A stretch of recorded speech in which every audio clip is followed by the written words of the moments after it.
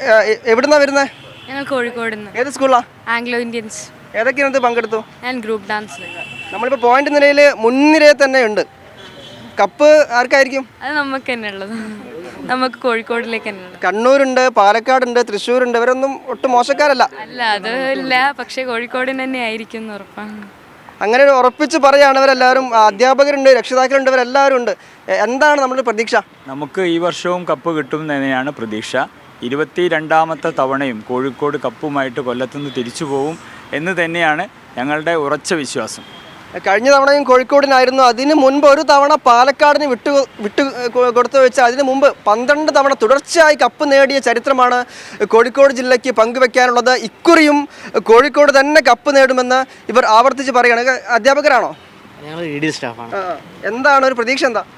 തീർച്ചയായിട്ടും ഞങ്ങൾക്ക് തന്നെയാണ് കപ്പ് എന്നുള്ള പ്രതീക്ഷയാണ്. എന്താണ് പറയാനുള്ളത്? തീർച്ചയായും ഞാൻ കോഴിക്കോടിന് തന്നെ കപ്പ് കിട്ടും. പാലക്കാട് മറ്റേ അടിച്ചുകൊണ്ട് പോവോ? കണ്ണൂരും ഉണ്ട്. കണ്ണൂർ തൊട്ട് പിന്നെ തന്നെ ഉണ്ട്. ഇല്ല, കോഴിക്കോട് തന്നെ കൊണ്ടുപോകും.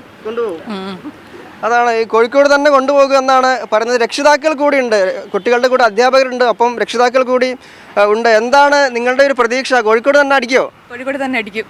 ഞങ്ങൾ കപ്പ് കൊണ്ടേ പോകും. ഈ കണ്ണൂരും പാലക്കാടൊക്കെ നേരത്തെ മുന്നിൽ ഉണ്ടായിരുന്നു. ഇപ്പം ഇന്നാണ് നമ്മൾ കയറി വന്നത്.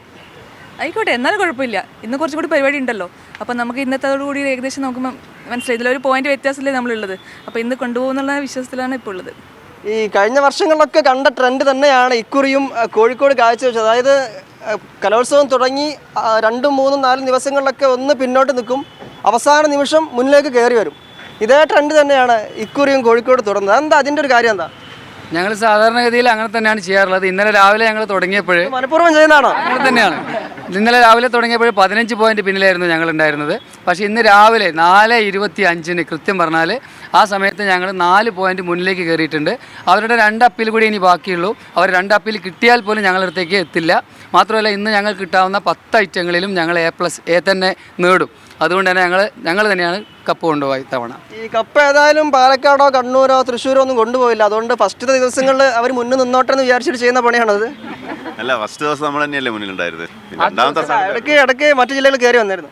രണ്ടാമത്തെ ദിവസം വരെ കോഴിക്കോട് തന്നെയായിരുന്നു മുന്നിൽ. പിന്നെയാണ് ഇവർ മുന്നിൽ വന്നത്, കണ്ണൂർ മുന്നിലേക്ക് വന്നത്. കണ്ണൂരും കൊല്ലമൊക്കെ ചില ഉപകരണങ്ങളുടെ കാര്യത്തിൽ ഞങ്ങൾക്ക് കുറച്ച് പിന്നോട്ട് പോയിട്ട് വന്നിട്ടുണ്ടായിരുന്നു.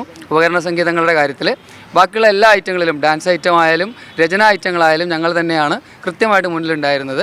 ഞങ്ങൾക്ക് ഉറപ്പുണ്ടായിരുന്നു ആ കാര്യങ്ങളിലൊക്കെ ഞങ്ങൾ മുന്നിൽ നിൽക്കുമെന്നുള്ളത്. ആദ്യ ദിവസങ്ങളിൽ ഞങ്ങൾക്ക് അതുകൊണ്ട് തന്നെ വലിയ വിഷമമൊന്നും ഉണ്ടായിരുന്നില്ല. ഞങ്ങൾ 15 പോയിന്റ് പിന്നിലാണെങ്കിൽ പോലും ഞങ്ങൾ മുന്നോട്ട് കയറി വരുമെന്ന് ഞങ്ങൾക്ക് തീർച്ചയായിട്ടും ഉറപ്പുണ്ടായിരുന്നു. ഓക്കെ, ഏതായാലും കോഴിക്കോട് തന്നെ ഇക്കുറിയും 110,000 പവൻ്റെ സ്വർണ്ണക്കപ്പിൽ മുത്തമിടുമെന്ന് ആവർത്തിക്കുകയാണ് വിദ്യാർത്ഥികളും അധ്യാപകരും രക്ഷിതാക്കളും എല്ലാം. ഏതായാലും ആ നിമിഷങ്ങൾ എണ്ണി കാത്തിരിക്കുകയാണ് ആ മുഹൂർത്തത്തിനായി കോഴിക്കോട് ജില്ലയിലെ വിദ്യാർത്ഥികളും രക്ഷിതാക്കളും എല്ലാം. അപ്പോൾ അത്രയും പവറിലാണ് എല്ലാവരും ഉള്ളത് അല്ലേ? അതൊന്നും പ്രേക്ഷകരെ കൂടെ കാണിക്കണ്ടേ?